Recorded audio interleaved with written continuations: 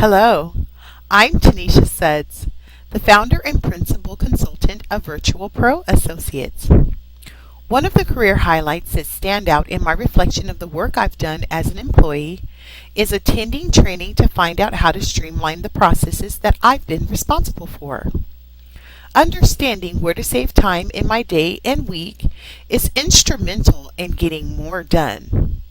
In other words, I'm a firm believer in working smarter rather than harder.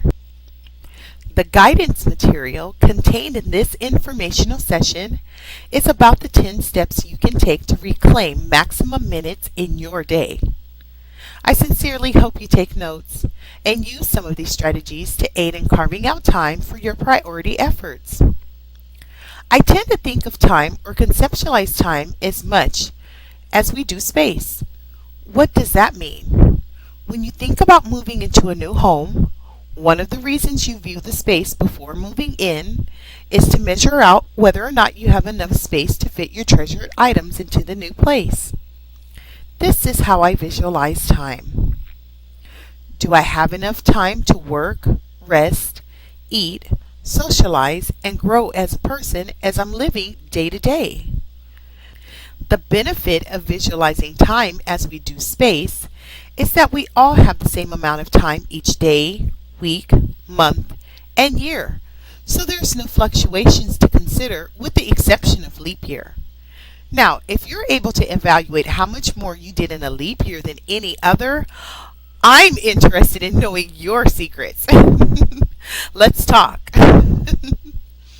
So, barring leap year, we have the same amount of time each year to complete our efforts.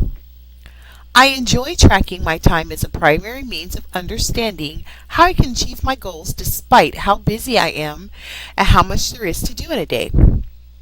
Once you begin to pay attention to the time you use to your benefit, gained, and wasted, you'll be able to do simple things like when asked how much time you're on the phone with someone, you'll respond without hesitation. You'll know whether or not you really have time for that social activity or should work late in order to meet deadlines. Okay, let's get into the purpose and steps that I recommend so that you can begin reclaiming your time today or as soon as you're ready.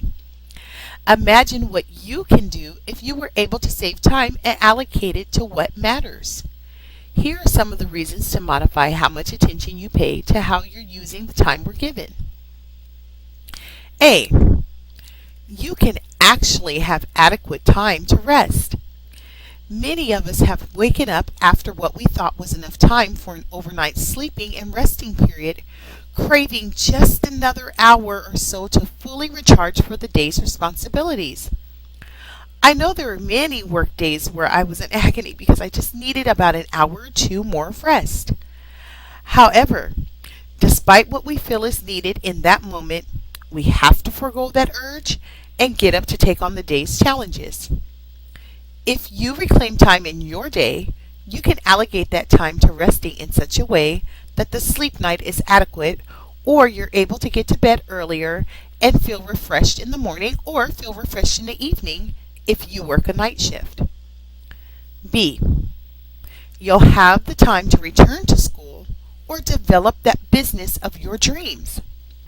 There are only a few of us who have access to resources and capital to just quit what we do to sustain in exchange of actively embarking on the growth path we truly need in order to live out our purpose.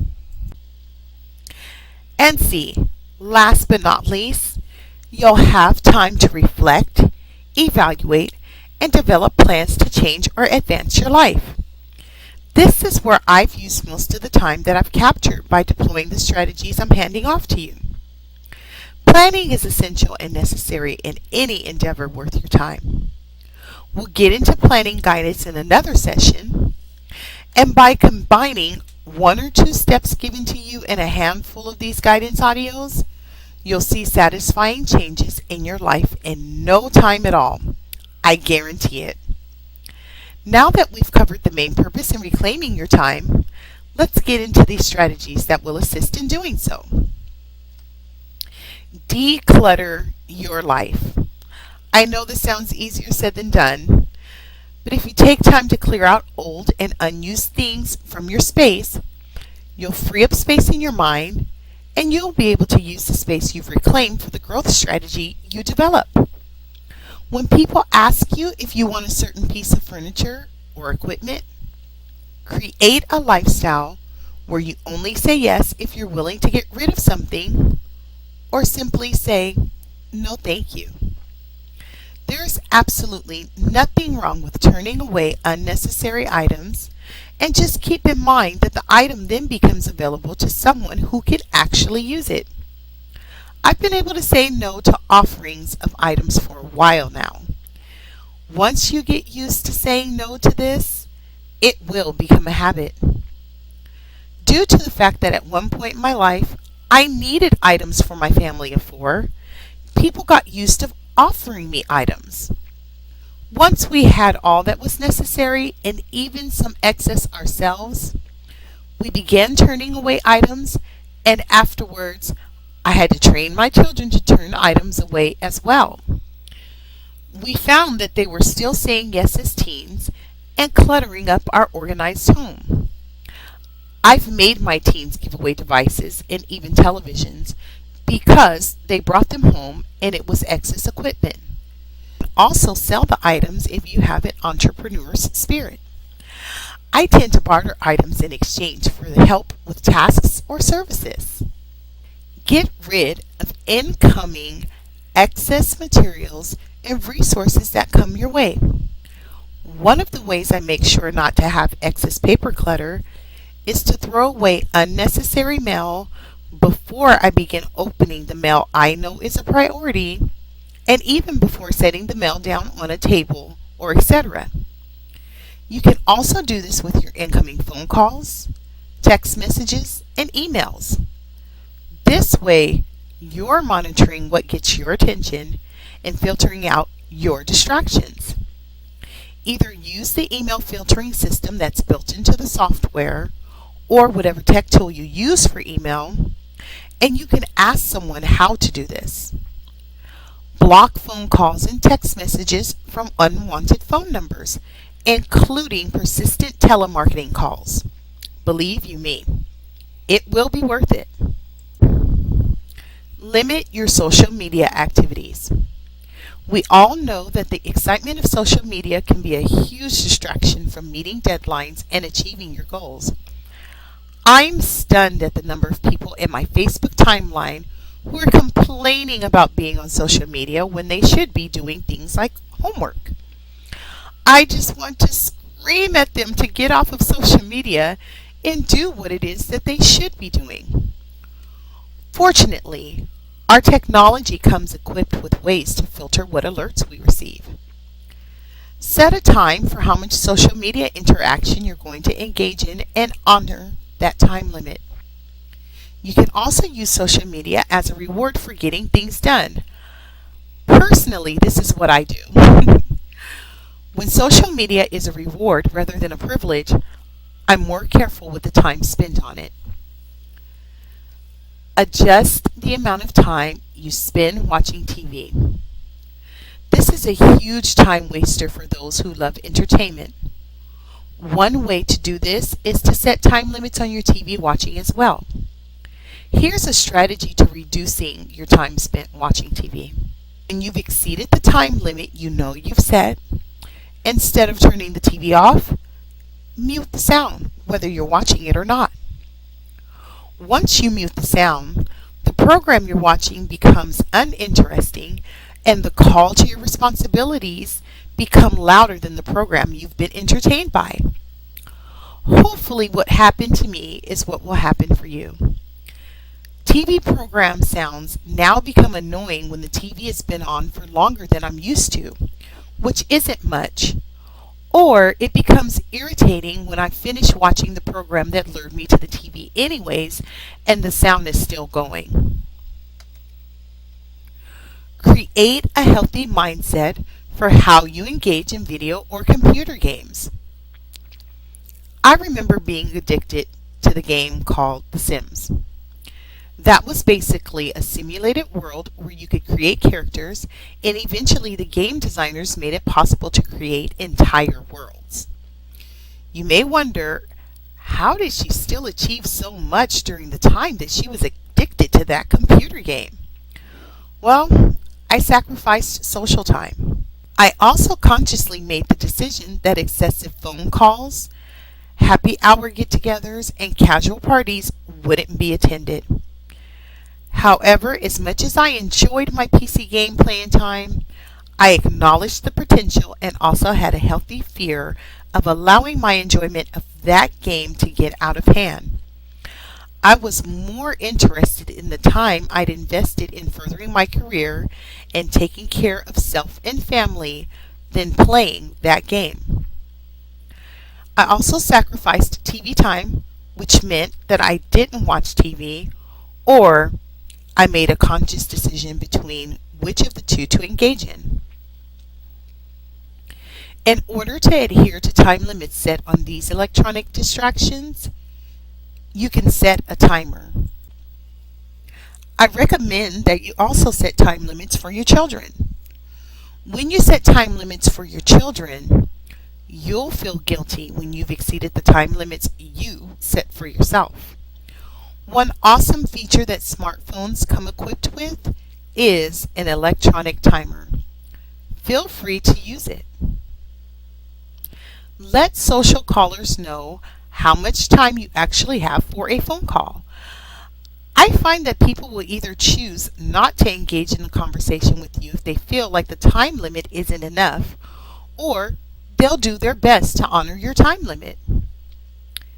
This is something that I've also told to those who I engage in social phone calls with. For example, before I launch into the purpose of my call, I ask, "Hey, I only need 20 minutes of your time. Do you have it?" My very close friends will let me know, "I'm headed to this or that, or I'm engaged in such and such. I only have X amount of time for this conversation." That allows me to adjust my list of reasons for calling and only engage in conversation about the priority topics I have in mind. This one might be a difficult step, and hopefully you'll understand my reasoning behind this next recommendation.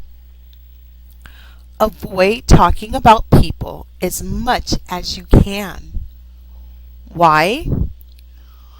Well, we're all dynamic, and when you engage in conversations about people, those are the conversations that have more of a potential to extend beyond the time that we actually have to discuss what's on our minds. Social interaction is very important for many of us.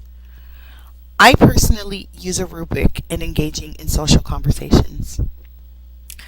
I think it's much healthier to discuss ideas and my priority efforts as well as discuss the priority efforts in the lives of the people I care about. The next category of discussion in this rubric is events. I find that when we focus on the events rather than the people or person involved in the event, the conversation doesn't gather enough steam to become one that exceeds the time that I have. Finally, when you navigate and control your conversations with others using this type of rubric, or one that you develop, that becomes a habit, and people will subconsciously comply to your conversational preferences. You'll receive less phone calls about people, and you'll receive more phone calls about such topics as ideas and events. If you're able to do an activity while moving or standing, avoid sitting down. Sitting down or sitting around is one of the ways that we usually engage in social media, video or PC games, TV, and phone calls.